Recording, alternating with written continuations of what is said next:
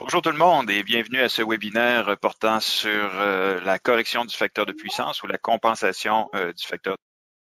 Il nous fait plaisir de vous avoir avec nous encore aujourd'hui, ce matin en Amérique du Nord, cet après-midi en Europe et en Afrique. Donc, j'ai vu la liste de participants. On a des gens de ces deux continents, ces trois continents qui participent. Donc, bonjour à tous.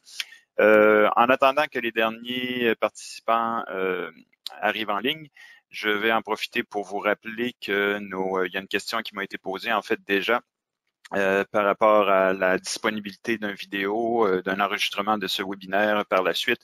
Sachez que c'est systématique à toutes les fois qu'on fait un webinaire.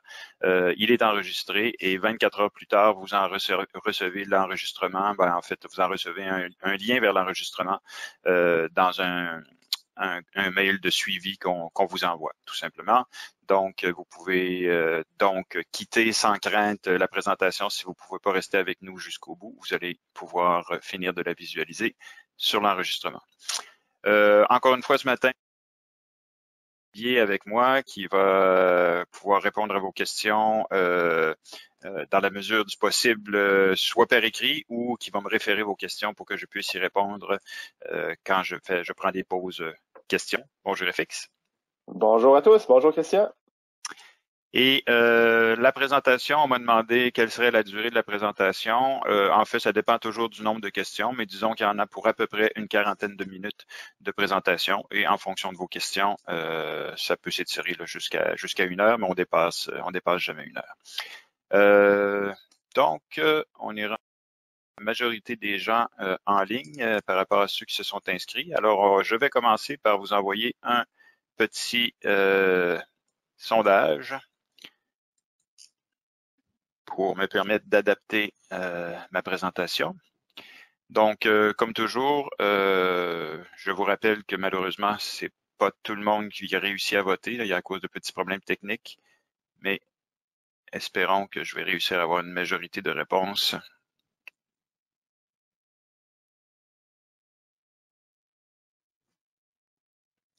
Donc ça va me permettre d'adapter ma présentation en termes de contenu théorique à couvrir. Évidemment, ce n'est pas un cours complet sur le facteur de puissance parce que ça demande des notions quand même plus poussées en génie électrique, mais je vais faire des petits rappels et probablement que ceux d'entre vous qui ont déjà vu la notion, le fait de voir les circuits et les rappels, ça va vous rafraîchir la mémoire. Parfait. Donc, on a un peu plus de la moitié des gens qui ont voté. Ça semble être à peu près les résultats qu'on réussit à avoir. C'est entre la moitié et 3/4 des gens qui réussissent à voter et l'autre pour qui ça ne fonctionne pas. Alors, désolé, encore une fois, là, il y a un petit problème avec la plateforme GoToWebinar à ce niveau-là. Donc, je vais maintenant fermer le sondage et je vais commencer à partager mon écran avec vous.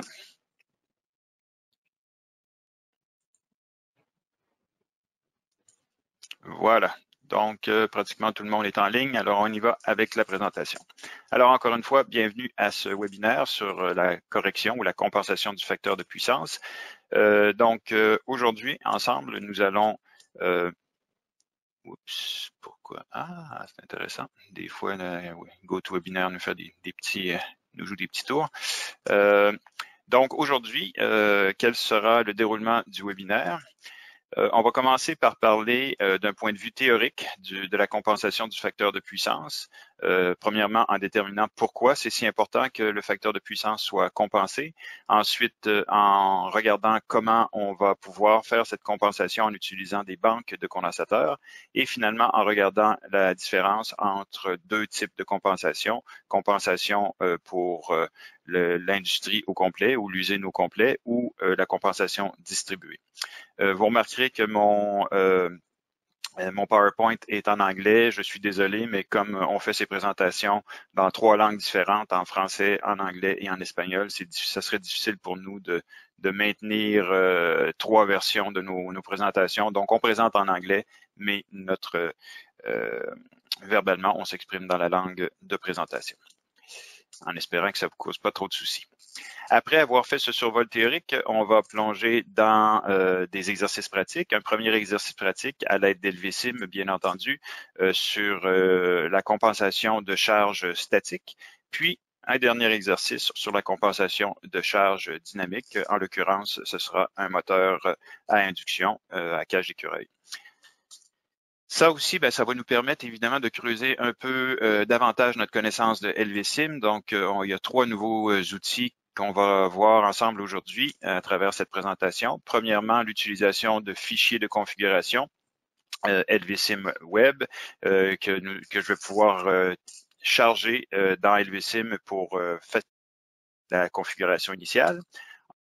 Regardez l'oscilloscope qu'on n'a pas eu le temps de voir la dernière fois et finalement notre analyseur de relations de phase, notre Phasor Analyzer, qui va être très utile dans la situation actuelle, pour le sujet actuel. Alors, je vois qu'il y a déjà quelques questions, FX. C'est surtout, Des problème de techniques. son. Ouais, vous pouvez essayer de vous déconnecter ou reconnecter ou aller voir vos options audio dans le panneau de contrôle. Sinon, il y a Étienne qui nous dit qu'il n'a pas reçu le lien pour le dernier webinaire sur comment enseigner LVCIM EMS. Je peux peut-être prendre son nom en note. Oui, s'il vous plaît, en effet. Donc, c'est possible qu'il y ait des... normalement, c'est GoToWebinar qui se charge de le faire automatiquement, de l'envoyer à tous les gens qui s'étaient inscrits. Mais bon, c'est possible qu'il y ait des petits problèmes techniques. Là. On va s'assurer de vous le faire parvenir. Okay. Mais c'est tout pour l'instant. Pour les gens, effectivement, qui n'ont pas de son, là, ça sert à rien que je vous parle, mais tu peux peut-être répondre par écrit. Souvent, de débrancher et rebrancher le casque ou les haut-parleurs, ça règle souvent le problème avec GoToWebinar. Parfait, on y va comme ça. Parfait. Alors, allons-y avec les raisons pour lesquelles il est si important de corriger ou de compenser le facteur de puissance. Alors, le facteur de puissance, comme vous vous en rappellerez peut-être, c'est le rapport entre la puissance active et la puissance totale dépensée par un système. Idéalement, on veut que toute la puissance dépensée par un système soit de la puissance active, parce que sinon, l'autre partie de puissance, c'est la puissance réactive, et celle-là ne sert à rien. C'est une puissance perdue qui nécessite quand même du courant, évidemment, et qui va donc tirer des ressources du réseau électrique, mais qui ne fera aucun travail utile. Ou enfin, dans certains cas, dans le cas des moteurs, oui, il y a une partie de ça qui est utile, mais on veut idéalement que la majorité de notre puissance soit active, et du point de vue du fournisseur d'énergie électrique, c'est très important que ce soit le cas parce qu'il ne veut pas avoir à fournir un courant qui n'est pas utile à l'entreprise. Donc, c'est pourquoi chaque industrie, chaque usine est responsable de s'assurer que la puissance qu'elle tire, la puissance électrique qu'elle tire du fournisseur d'énergie, de la compagnie d'électricité, soit essentiellement de la puissance active, donc un facteur de puissance unitaire. Et d'ailleurs, les compagnies électriques chargent de lourdes pénalités si votre facteur de puissance descend en dessous d'une certaine valeur. En général, c'est 0,95. Donc, si vous êtes en bas de 0,95 sur un total de 1, sur un maximum de 1, vous pouvez être pénalisé par la compagnie d'électricité. Et c'est pourquoi il est très important pour les compagnies de pouvoir compenser les facteurs de puissance à l'entrée de l'usine.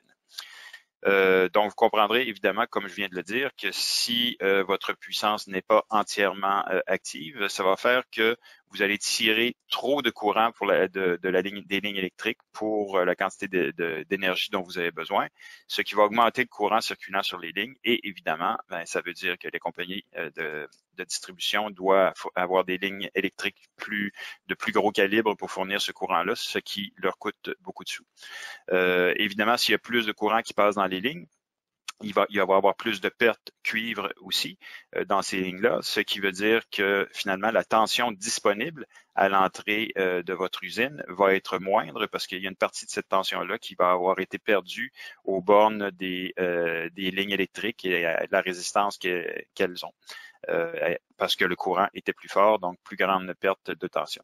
Et évidemment, si la tension est plus faible à l'entrée de votre usine, ben, ça veut dire que vous avez moins de puissance disponible aussi à l'entrée de votre usine. Donc, comme vous voyez, le fait de ne pas compenser le facteur de puissance a des effets néfastes pour la compagnie électrique et pour vous aussi. Donc, c'est très important que ce soit corrigé. On va regarder ça à travers un petit exemple pratique, numérique.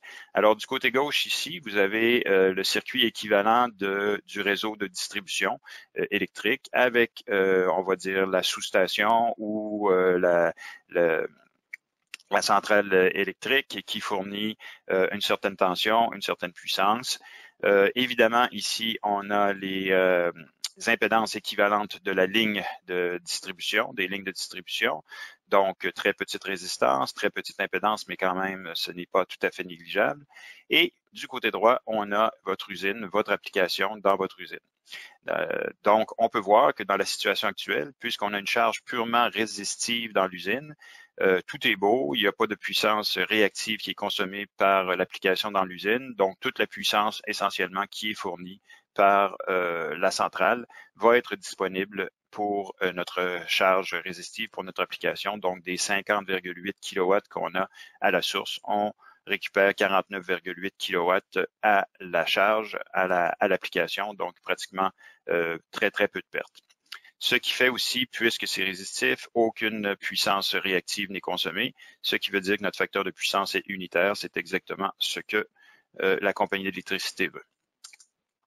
Par contre, si notre charge présente une composante inductive, comme on le voit ici, il va y avoir évidemment de la puissance réactive qui va être consommée par cette composante inductive-là. Si, comme dans le cas qu'on voit ici, nos deux impédances sont de grandeur équivalente, 5 ohms, ça veut dire qu'on va consommer autant de puissance active que de puissance réactive, 45 kW et 45 kVAR. Ce qui nous donne un facteur de puissance de 0,7 tel que la théorie le prévoit. Sauf que si vous regardez maintenant la quantité totale de puissance qui doit être fournie par la compagnie d'électricité, on est passé de 50 kW à 64 kVA. Donc, ça veut dire évidemment beaucoup plus de puissance pour essentiellement la même puissance active consommée par la charge. On voit que ça se traduit par un courant beaucoup plus élevé dans la ligne de distribution. On est passé de 100 ampères à 134 ampères. Donc, plus de pertes dans nos impédances de ligne, donc moins de voltage. On est passé de 500 volts à 476 volts disponibles à l'entrée de l'usine. Donc, on voit que c'est vraiment aussi néfaste pour l'usine elle-même qui va donc avoir moins de puissance disponible. Donc, la façon de pallier à ça, c'est de compenser ce facteur de puissance déficient en venant ajouter en parallèle avec notre charge inductive, un condensateur. Et idéalement, ce condensateur devrait avoir une valeur, une impédance égale à celle, une réactance égale à celle de l'inductance, de sorte que toute l'énergie consommée par l'inductance va être fournie par le condensateur et tout ce qui va rester à fournir par les lignes de distribution va être la puissance active requise par votre charge. Donc, on voit que dans cette situation-là, notre condensateur, excusez-moi, je dois déplacer un peu l'interface de GoToWebinar qui me cache des choses. Donc, on voit que dans cette situation-ci, on se retrouve avec le condensateur qui fournit 49 kV d'énergie parce que par définition, on dit que le condensateur fournit de l'énergie réactive alors que l'inductance consomme de l'énergie réactive. Donc, on voit que de la puissance réactive, je m'excuse. Donc, on voit qu'ici, toute la puissance réactive consommée par l'inductance est fournie par le condensateur, de sorte que tout ce qui reste à fournir par la ligne de distribution est la puissance active consommée par notre charge résistive ici. Donc, on est revenu à la situation de départ avec 100 ampères fournis par la ligne et 500 volts à l'entrée. Parfait. Ça ici, ça serait très facile si c'était aussi simple, mais c'est rare qu'une charge est constante et fixe. OK, souvent, elle varie dans le temps et c'est pour devoir souvent, avec une charge variable, avoir pas seulement un condensateur pour faire la compensation du facteur de puissance, mais une banque de condensateurs. Et on va devoir insérer ces condensateurs l'un après l'autre dans le circuit ou les enlever du circuit pour compenser, pour s'adapter à la puissance réactive qui est présentement consommés par notre inductance variable. Donc, on va souvent se servir de banque de condensateurs et c'est ce qu'on va faire dans l'exercice qui s'en vient. Évidemment, ce ne sera pas un opérateur humain qui va se charger d'insérer ou d'enlever les condensateurs dans la ligne parce que, évidemment, tout ça peut varier très rapidement. Donc, pour que ce soit efficace, ça nous prend un contrôle électronique et ça va être le travail du contrôleur le correcteur de facteurs de puissance électronique qui va en continu observer donc contrôler le facteur de puissance à l'entrée de l'usine. Donc, vous voyez qu'ici, on est vraiment à l'entrée de l'usine.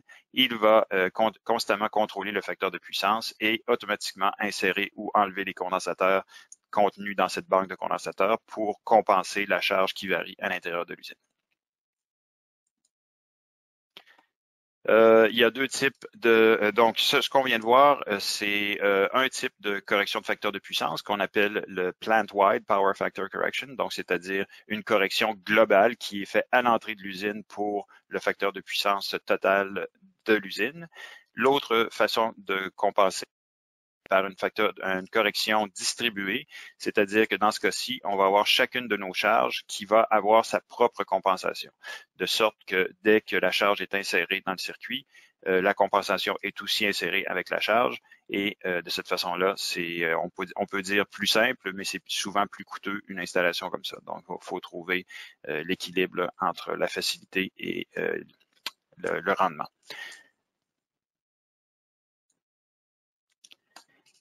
Finalement, dernier point théorique avant de plonger dans l'exercice, on a ici un circuit qui nous montre comment effectuer de la correction de facteurs de puissance dans un circuit triphasé. Jusqu'à maintenant, les exemples que je vous ai montrés par souci de simplicité étaient des circuits monophasés, mais dans un circuit triphasé qu'on retrouve souvent évidemment dans les industries, il va falloir se servir de banques de condensateurs triphasés, si vous voulez, c'est-à-dire 3 condensateurs qui vont être raccordés ensemble, soit en delta, comme on le voit ici, en triangle, ou en Y, en étoile. J'utilise les deux termes parce que dépendant de la région du monde où vous vous trouvez, les deux termes sont utilisés.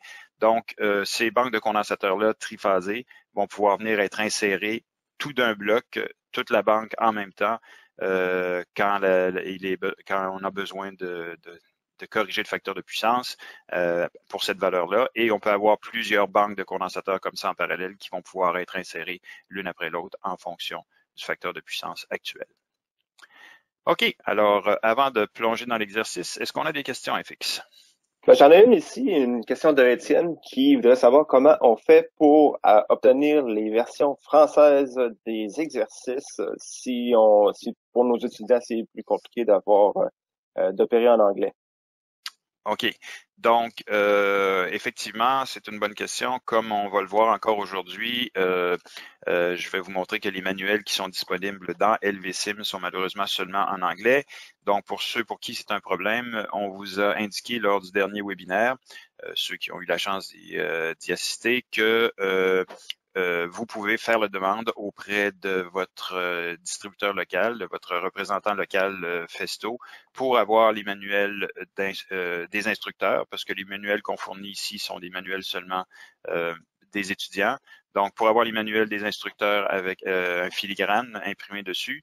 Et même chose, c'est la même demande devrait passer pour les manuels en français. Je dois vous avertir par contre que tous les manuels, malheureusement, n'existent pas encore en français, mais il y en a beaucoup qui existent en français, donc ça vaut la peine de faire la demande. Donc, vous faites la demande auprès de votre représentant local et en fonction de votre demande, ça peut être sans frais ou donc c'est une entente là, que vous devez avoir avec votre représentant local. Ça répond à la question. Merci. Oui, merci. Parfait.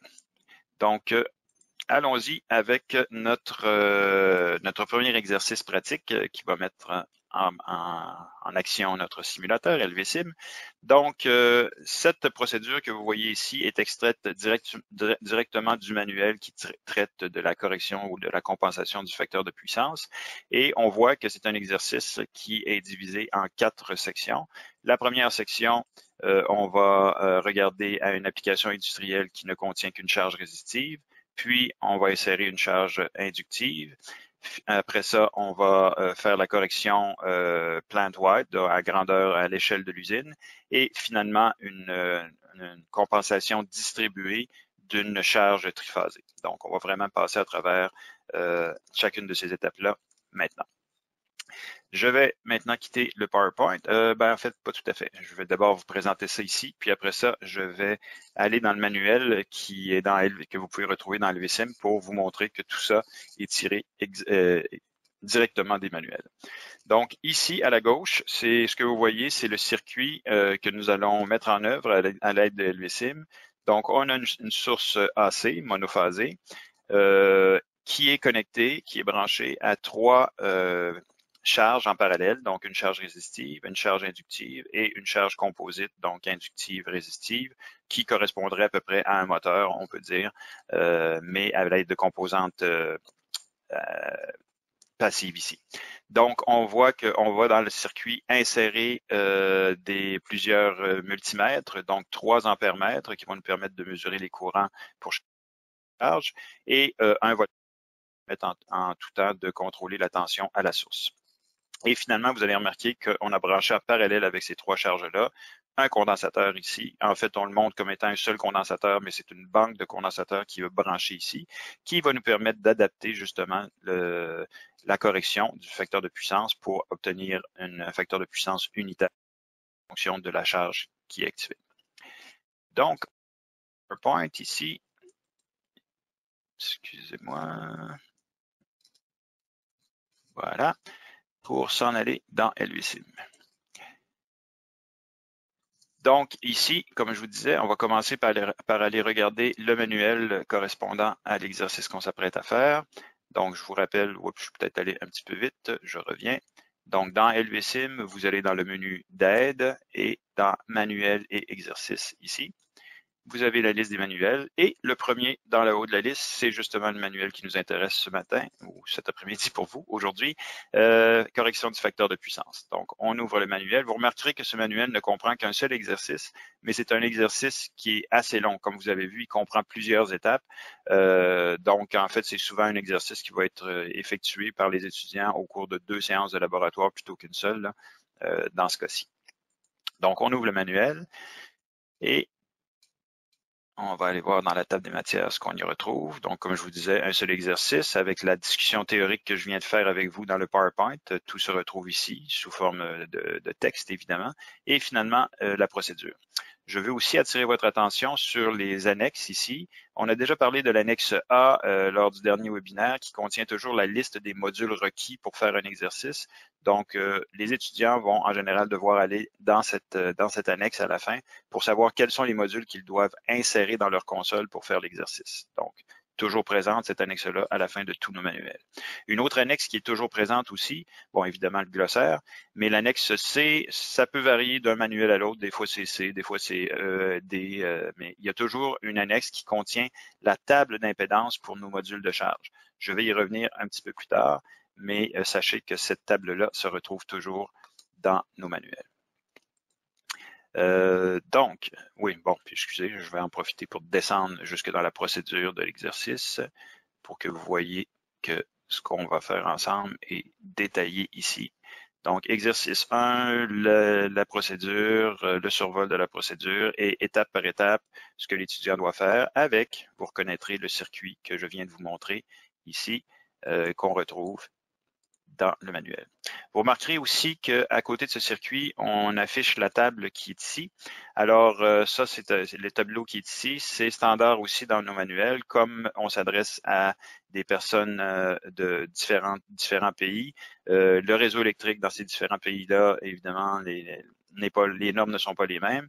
Donc, pour chaque configuration de tension et fréquence sur la planète, on vous fournit la valeur des charges que vous devez insérer dans votre système. Donc, les modules de charge que vous recevez avec votre système sont adaptés à votre réseau électrique et c'est pourquoi on doit fournir ces tableaux-là ici pour que vous sachiez quelle charge utiliser. Donc, dans mon cas ce matin, je vais encore travailler avec les normes nord-américaines, donc 120 volts, 60 Hz, et c'est les valeurs sur la première ligne ici que je vais utiliser pour l'exercice. Donc, sans plus tarder, allons dans notre exercice et on va revenir ici à notre circuit que je vais laisser disponible à la droite ici pour que vous puissiez le voir comme ça. Donc, on va, en fait, pour accélérer les choses, plutôt que de faire toutes les connexions devant vous, puisqu'on est déjà passé à travers ces étapes-là lors du dernier webinaire, je vais vous montrer un outil dont je vous ai seulement parlé au dernier webinaire, qui sont nos fichiers de configuration. Donc, je vous ai dit lors du dernier webinaire qu'il était possible, quand on avait fini de configurer LVSIM, de sauver la configuration actuelle pour pouvoir la récupérer plus tard. Donc, c'est ce que j'ai fait en préparant ce webinaire. J'ai configuré ma station pour qu'elle soit prête pour cet exercice et j'ai sauvé la configuration que je vais maintenant réouvrir. Vous allez voir comment c'est simple et ça simplifie le travail. Donc, je vous suggère de faire la même chose avec vos étudiants si vous voulez leur sauver du temps ou si vous voulez être sûr qu'ils partent tous avec le même équipement dans le même état. Vous sauvez comme ça un fichier de configuration. Donc, la première partie de l'exercice correspond à ce fichier ici que je vais maintenant ouvrir.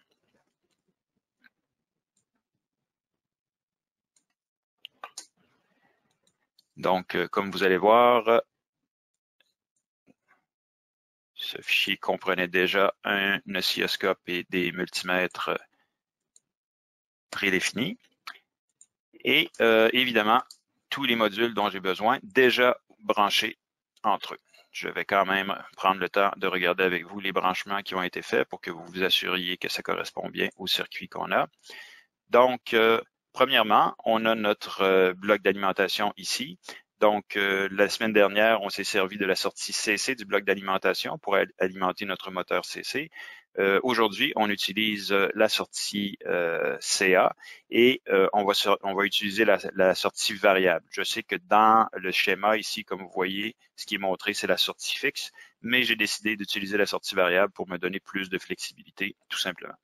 Comme on est en monophasé, j'ai pas besoin des trois phases, j'ai juste besoin d'une phase et du neutre, et c'est ce que je fais ici.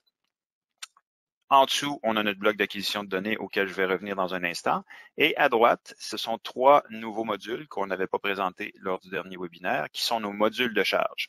Donc, vous remarquerez qu'on a un module de charge résistive, inductive et capacitive. Il faut vraiment regarder le titre du module parce qu'ils sont tellement semblables l'un à l'autre que la seule chose qui les différencie, c'est le titre et le symbole, évidemment, de la charge correspondante. Donc, ici, on a des résistances, des inductances et des condensateurs.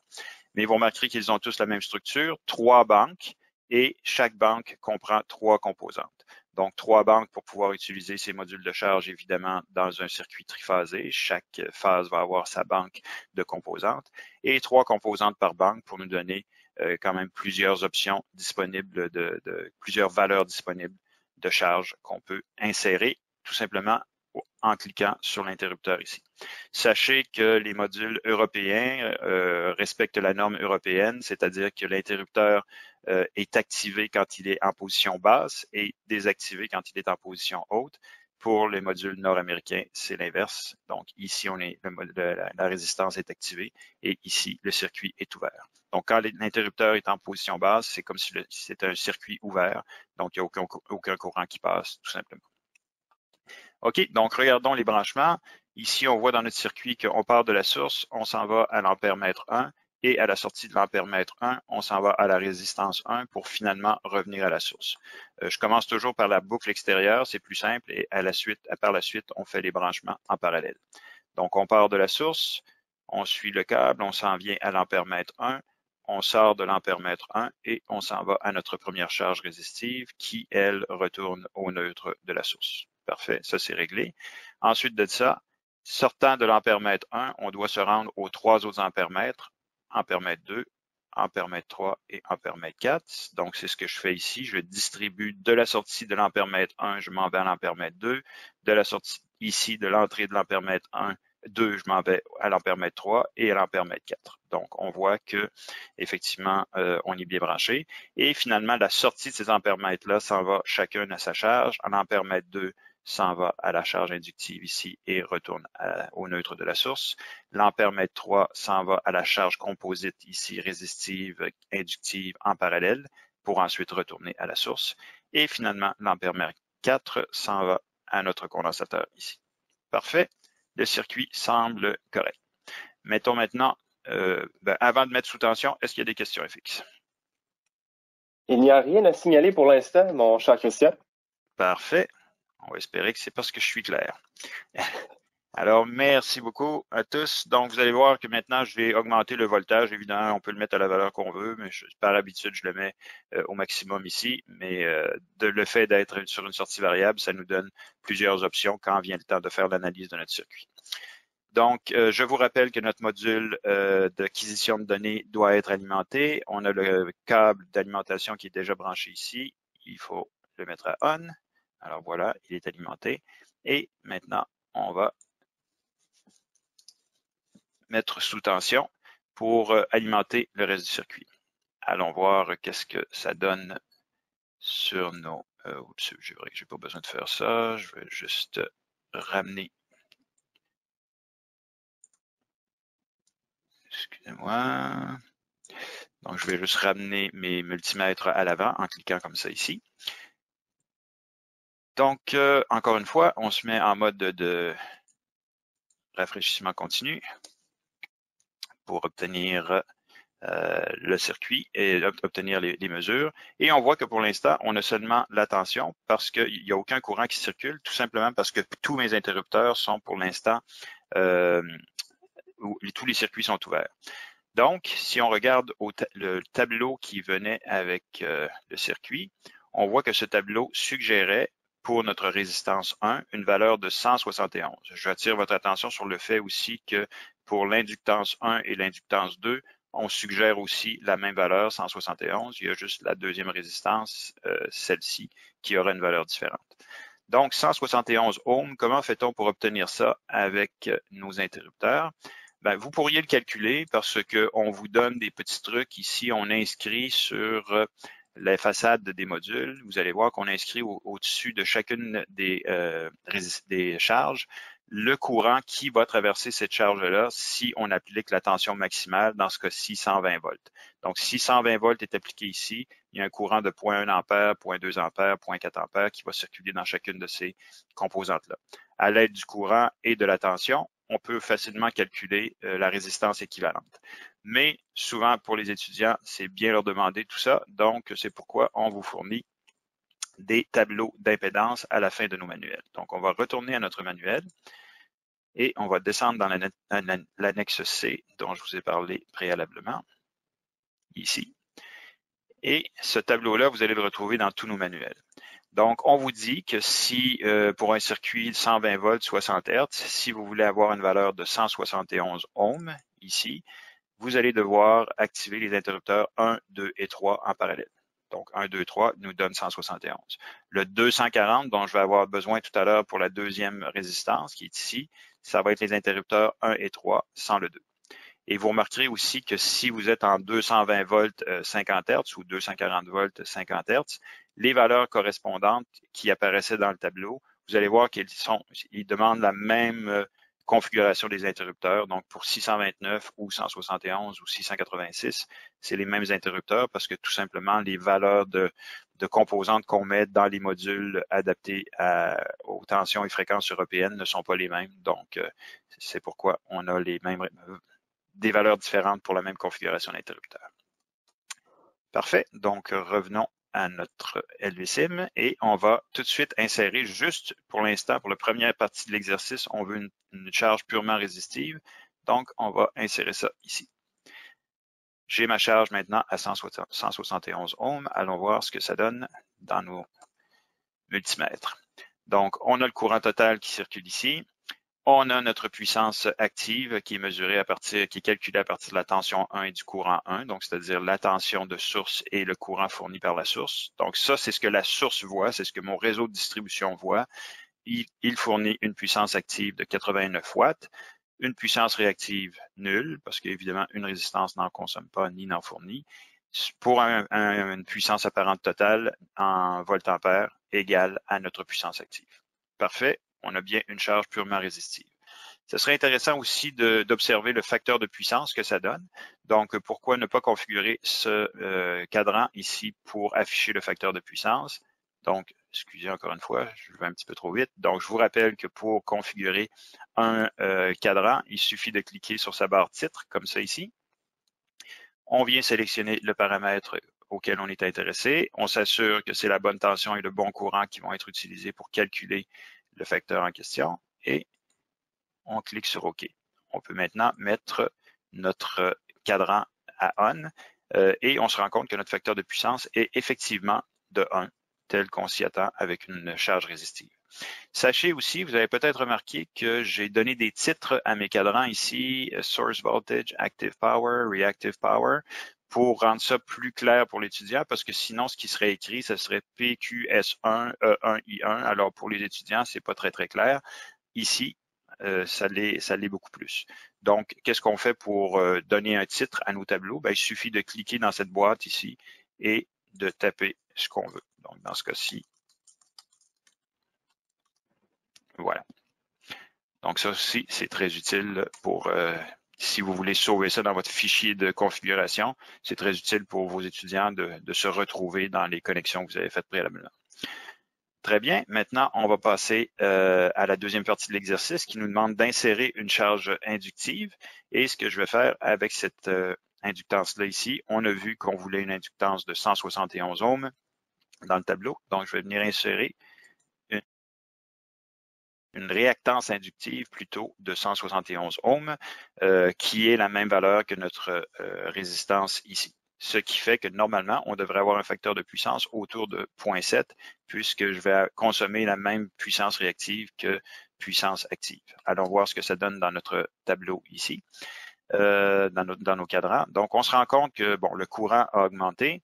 La puissance est maintenant rendue à 87, la même valeur qu'on avait à peu près tantôt avec notre résistance.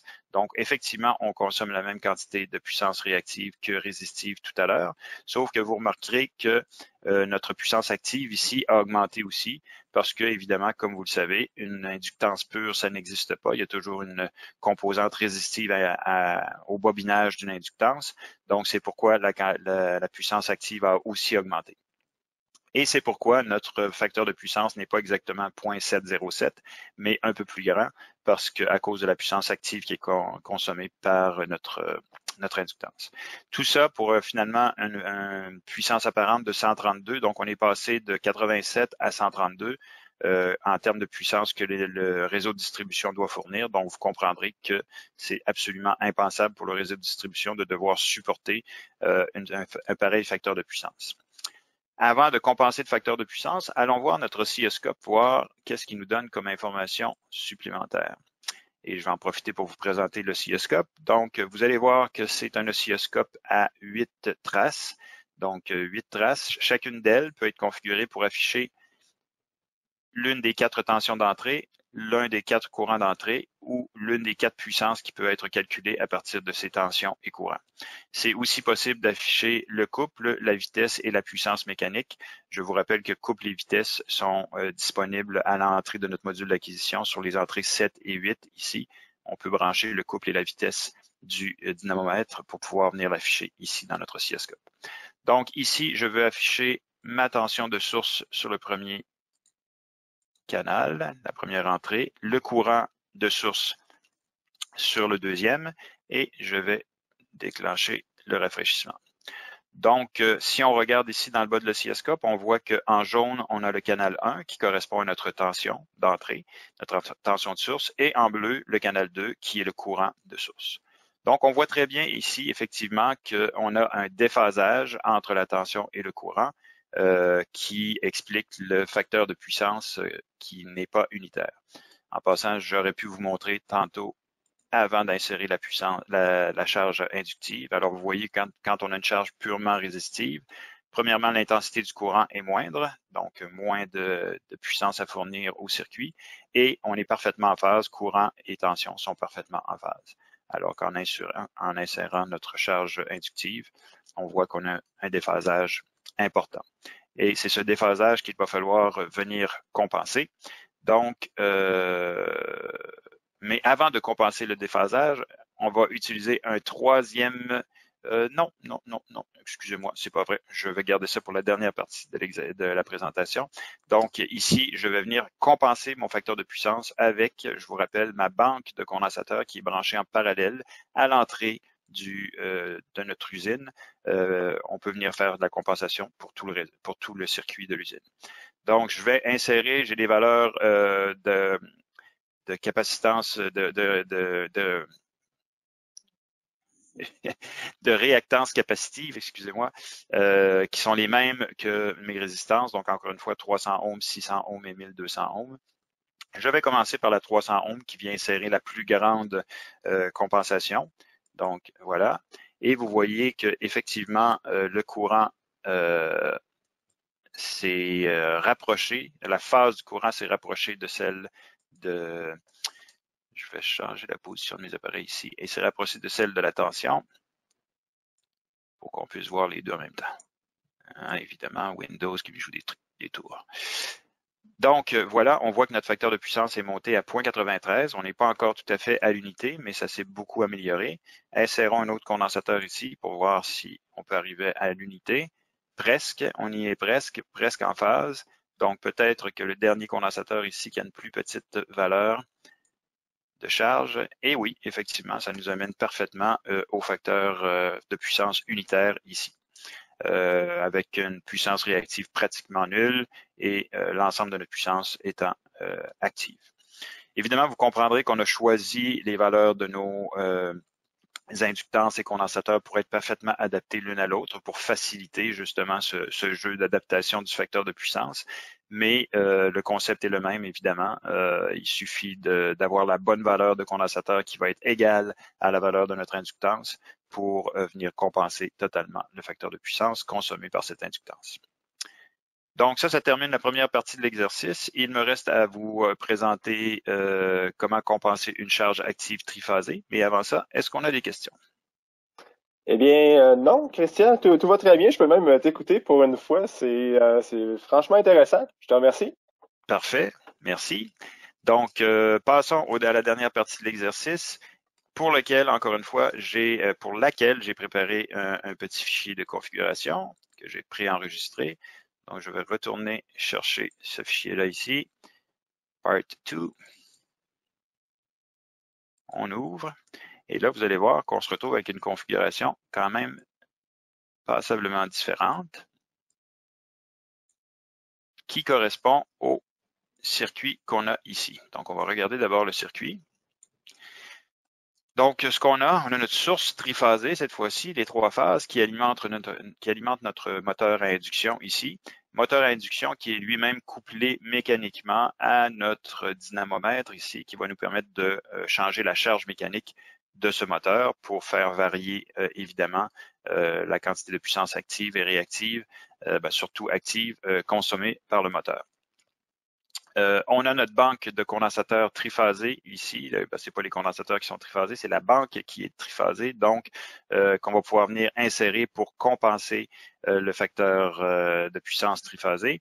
Et on a aussi une autre charge ici résistive pour représenter un autre type de charge qu'on pourrait avoir dans notre usine. Donc, vous comprendrez ici par la disposition physique des composants qu'on essaie de simuler une compensation distribuée. Donc, ici, la compensation pour le moteur est située juste à côté du moteur. Ce n'est pas une compensation à l'échelle de l'usine, mais une compensation distribuée. Le moteur à induction a sa propre banque de condensateurs pour être compensé. Pour simplifier le circuit, dans l'exemple qu'on va faire, j'ai décidé de ne pas rajouter la charge résistive ici. On vient de voir ce que ça donnait avec une charge résistive. Donc, on a simplement une banque de condensateurs branchée à notre moteur. Aussi, vous allez voir que j'ai fait une petite modification par rapport aux multimètres qui vont être utilisés. Plutôt que d'utiliser 2 wattmètres comme c'est indiqué ici, donc un wattmètre entre phase 1 et 2, puis un autre entre phase 2 et 3, ce qui nous permet de mesurer la puissance par la méthode des 2 wattmètres. J'ai décidé de mettre 1 ampèremètre dans chaque ligne et 1 voltmètre entre chaque ligne et le neutre, ce qui va nous permettre de voir la relation de phase entre les différentes tensions et courants qu'on retrouve dans le circuit. Ça va être plus intéressant à regarder de cette façon-là. Donc, allons voir ce que ça donne dans LVSIM. Donc, vous allez reconnaître effectivement notre bloc d'alimentation, notre module d'acquisition de données et notre banque de condensateurs ici. Sauf que maintenant, notre charge, ce ne sont plus des modules de charge passifs, mais une charge active qui est notre moteur à cage d'écureuil ici, moteur à induction, et le dynamomètre, encore une fois, qui est raccordé mécaniquement. On voit que la courroie de synchronisation est déjà branchée entre les deux. Donc, je vous rappelle qu'il suffit d'abaisser les panneaux avant comme ça pour venir brancher la courroie en cliquant sur les deux arbres consécutivement sur les deux arbres moteurs pour insérer la courroie. Donc, le dynamomètre est maintenant prêt à mettre en charge notre moteur. Les branchements électriques, regardons. Donc, partant de notre charge triphasée, cette fois-ci on utilise les 3 phases, on se rend à l'ampèremètre 1 qui s'en va à la phase 1, à l'entrée de l'enroulement 1 du moteur, la phase 2, ampèremètre 2, phase 2, phase 3, ampèremètre 3, troisième enroulement. Et vous remarquerez que les enroulements sont connectés en Y ou en étoile, ici au niveau du moteur à induction. Vous remarquerez aussi que chacun des enroulements du moteur est relié en parallèle à une banque de condensateurs ici. Donc, phase 1, 2 et 3, chacune ayant sa banque de condensateurs. Et vous remarquerez que les condensateurs, contrairement au schéma électrique que je viens de vous montrer, sont branchés eux aussi en étoile. Il n'y a rien qui m'empêche, qui m'aurait empêché de les brancher en delta. Donc, passer de là, m'en aller là et m'en aller là ici. J'aurais pu le faire. Mais avec la configuration étoile ici, encore une fois, ça rend l'analyse des résultats plus simple et plus claire. Donc, c'est pour ça que j'ai décidé de les brancher comme ceci. Donc, voilà pour les branchements. Évidemment, on a branché aussi les 3 voltmètres pour brancher la tension dans chacune des phases, entre chacune des phases et le neutre qu'on voit ici. Parfait. Donc, allons configurer notre dynamomètre, parce qu'on va s'en servir un petit peu différemment que dans le dernier webinaire. Donc, on l'allume. Je vous rappelle que dans le dernier webinaire, on l'avait configuré comme un frein à 2 cadrans. Cette fois-ci, je veux le configurer comme un frein ou moteur. C'est vrai que depuis tantôt, je m'excuse, je suis encore en anglais. Configurer comme frein ou moteur. Et pourquoi je veux le configurer comme moteur-frein? C'est parce que je vais aller chercher exactement la fonction que je veux et je vous explique. Donc, dans ce mode-ci, il se comporte comme un moteur frein à couple constant négatif. Pourquoi négatif? Parce que mon moteur va tourner dans le sens horaire, donc je veux que mon couple soit dans le sens anti-horaire, donc négatif. Je veux qu'il soit constant, mais je veux être en mode moteur frein parce que je veux que le dynamomètre puisse agir comme moteur aussi, pas juste comme frein, mais comme moteur pour enlever de la charge sur notre moteur à induction quand le couple, pour combattre finalement le couple de friction qu'il y a dans le moteur. Donc, pour vraiment qu'à l'arbre du moteur, j'ai un couple nul, 0 Nm, le dynamomètre va pouvoir agir comme moteur pour aider le moteur à combattre la friction. Et c'est ce que je veux dans cette configuration-ci. Vous remarquerez que dès que je vais cliquer sur le bouton marche-arrêt, il va appliquer un couple de 0 qui clignote présentement. Donc, on va lancer le moteur. Et on va regarder ce que ça donne. Donc, on lance ça. Et on va augmenter la tension de sortie ici pour que le moteur commence à tourner. Voilà. Et maintenant, on va mettre en fonction notre dynamomètre qui nous donne une vitesse de 1794. Donc, vous voyez qu'on est très, très proche de la vitesse synchrone de 1800 pour un moteur à induction à 60 Hz. Ce qui fait qu'on a bien une bonne indication que le couple est vraiment annulé. Le moteur ne force absolument pas. Il n'y a pas de vitesse, il n'y a pas de glissement, pratiquement pas. Donc, allons voir dans nos appareils de mesure, qu'est-ce que ça donne. Donc, ici, les appareils de mesure sont configurés tels qu'à l'origine, donc 4 cadrans pour mesurer les tensions d'entrée, les courants d'entrée, et je vais mettre en fonction les cadrans qui me donnent une lecture de puissance ici. Ceux-ci, pour l'instant, je vais les éteindre. Donc, commençons le rafraîchissement automatique. Donc, on se rend compte que dans chacune des phases, mon moteur et la charge est bien balancée. On a la même tension, le même courant et la même puissance dans chacune des phases. Donc, on devrait voir une puissance totale tirée de la source triphasée de 3 fois 17,5, donc autour de 51, 52, 53 watts. Pour en avoir une meilleure idée, je peux configurer ce cadran pour me donner la puissance totale, donc tel que calculé en additionnant les trois puissances des trois phases, ici. Et je vais pouvoir aussi demander ici d'afficher le facteur de puissance, triphasé lui aussi, calculé à partir des trois tensions et des trois courants. Et on voit que notre facteur de puissance est absolument atroce, évidemment, parce que notre moteur n'est pas du tout en charge. Donc, présentement, la seule puissance qui est consommée par notre moteur, c'est une puissance réactive, comme on pourrait le voir ici, si en fait, j'aurais dû afficher ça sur l'autre cadran, mais bon. Donc, ma puissance ici totale, encore une fois, mais la réactive, cette fois-ci. Donc ici, j'ai ma puissance réactive, ici, j'ai ma puissance active. Donc, on voit qu'on consomme beaucoup plus de puissance réactive que de puissance active, ce qui fait qu'on a ce mauvais facteur de puissance. Donc, notre puissance réactive, elle est consommée pour générer le champ magnétique à l'intérieur du moteur à induction et c'est une valeur relativement constante, peu importe la charge. Là, c'est sûr que quand le moteur est à vide complètement ici, on a une lecture un petit peu faussée, mais on va voir que dès qu'on commence à le charger, ce que je vais faire maintenant,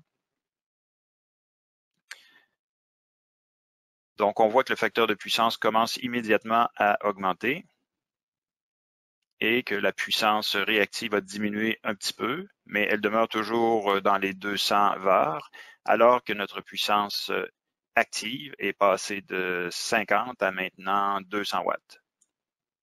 Okay. Donc là, ici, on est autour de la puissance nominale de notre moteur, 200 watts, et on voit que ça nous donne un facteur de puissance assez faible, encore une fois. Donc, de toute évidence, l'usine ne pourrait pas se satisfaire d'un facteur de puissance aussi faible. Encore une fois, on peut aller jeter un coup d'œil avec notre oscilloscope ici. Ah, il n'est pas configuré, désolé. Donc, E1 et I1 ici. Donc, encore une fois, en jouant avec notre commande de couple, on voit que le courant se déphase de plus en plus et est de moins grande amplitude. Alors que quand j'augmente le couple, le courant augmente en amplitude et se réaligne tranquillement en phase. Mais pas suffisamment pour nous fournir un facteur de puissance unitaire. Et c'est pourquoi, encore une fois, on va devoir faire une compensation de facteur de puissance à l'aide de nos condensateurs qui sont ici. Donc, mais non, avant de faire ça, là, je vais vous montrer le troisième et dernier outil que je voulais vous montrer, l'analyseur de vecteurs de phase qui est ici. Donc, cet outil est très utile pour les étudiants pour comprendre le facteur de puissance et qui correspond au cosinus de l'angle entre la tension et le courant. C'est l'instrument parfait pour ça. Donc, on peut afficher les quatre courants, les quatre tensions. On vient sélectionner ceux qui nous intéressent.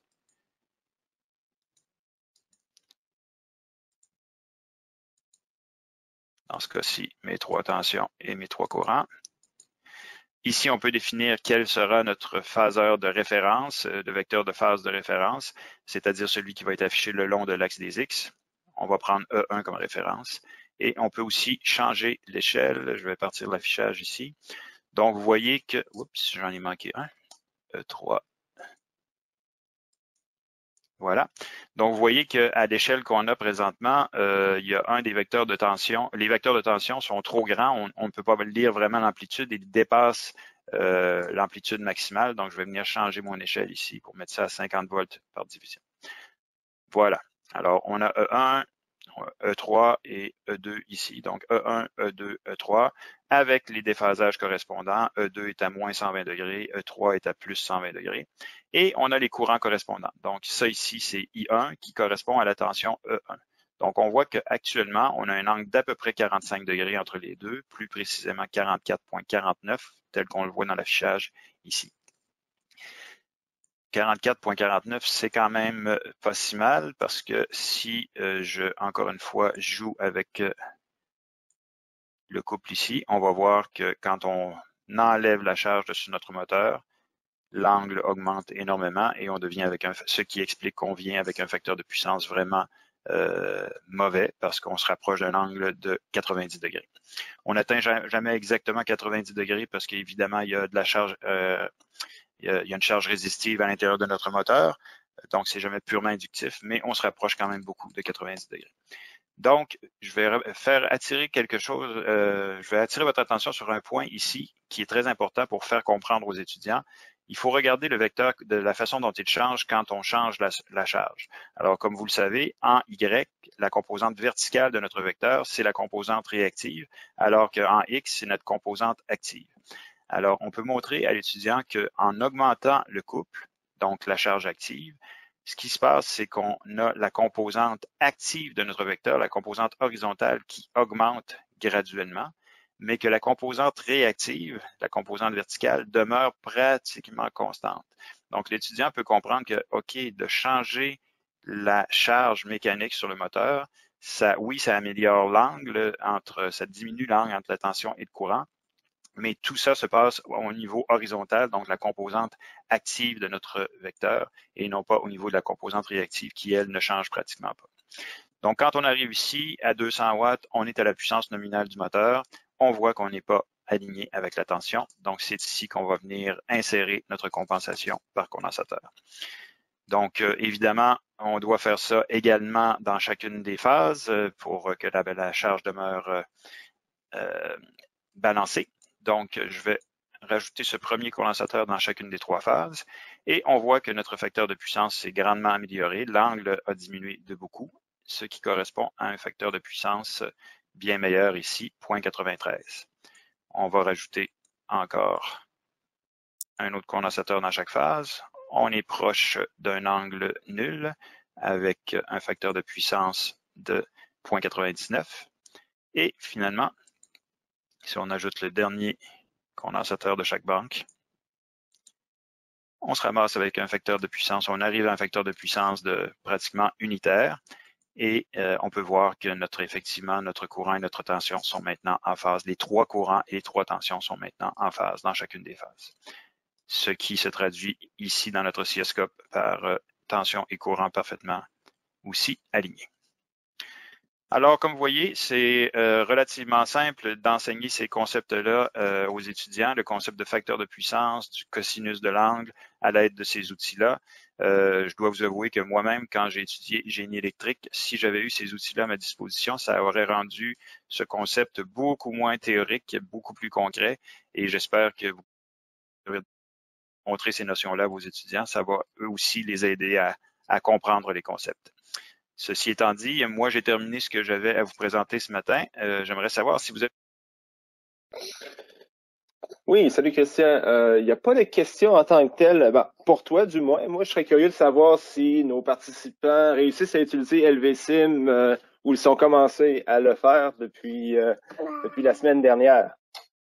Donc, on va vous demander de répondre à main levée, s'il vous plaît. Levez votre main, ceux qui ont commencé à utiliser LVSIM EMS, que ce soit depuis la semaine dernière ou avant ça. Donc, est-ce qu'il y en a qui ont déjà commencé à jouer avec? Oh, pas beaucoup. On a seulement deux personnes. Trois personnes qui lèvent la main. Donc, n'hésitez pas, on rend cet outil-là disponible. Vous allez voir qu'à partir du moment où vous allez commencer à l'utiliser, vous allez vraiment l'apprécier. C'est un outil qui, comme vous le voyez, fonctionne vraiment bien aussi bien pour enseigner que pour pratiquer la théorie. Merci de vos votes, pas de vos votes, mais de vos indications, de vos mains levées. Moi, si vous n'avez pas d'autres questions, j'ai un dernier petit sondage à vous soumettre et puis je vais vous libérer pour retourner à vos autres occupations. Donc, je vous envoie ce petit webinaire pour que, encore une fois, on puisse parvenir à vous mieux servir. Donc, vous savez qu'on a encore d'autres webinaires qui s'en viennent dans le reste de la semaine. Donc, aujourd'hui, c'était le facteur de puissance. On va le refaire aussi dans votre fuseau horaire en anglais demain. Donc, si vous voulez référer des clients, mais cette fois-ci, ça va être en anglais. Et mercredi matin, à la même heure, on va en avoir un sur la synchronisation d'une génératrice avec le réseau, un autre exercice qu'on va faire avec LVCIM. Par la suite, la semaine prochaine, si vous avez consulté l'ensemble des webinaires qu'on vous a envoyés, le programme complet, vous avez vu que la semaine prochaine, on va aborder l'électronique de puissance. Cette fois-ci, ça ne sera plus avec LVCIM parce que, comme vous le savez, on vous indiquait qu'LVCIM, malheureusement, ne prenait pas en charge le facteur de l'électronique de puissance, je m'excuse. Et par la suite, plus tard dans la semaine, on va sortir du sujet de l'électrotechnique pour vous parler du contrôle de la commande de procédés, donc avec un autre logiciel de simulation que nous avons chez Festo, LVCIM Pro. Voyons, pas LVCIM. LV ProSim, merci, FX, LV ProSim, qui va nous permettre de vous montrer qu'il y a d'autres outils virtuels que vous pouvez utiliser pour enseigner d'autres concepts selon vos besoins. Donc, merci à tous d'avoir participé encore une fois. Bon restant de journée, que ce soit la soirée pour vous ou toute la journée, le restant de la journée. Donc, on vous souhaite une bonne journée et au plaisir de vous revoir un peu plus tard cette semaine. Merci et n'hésitez pas à nous envoyer commentaires et questions encore une fois. Au revoir.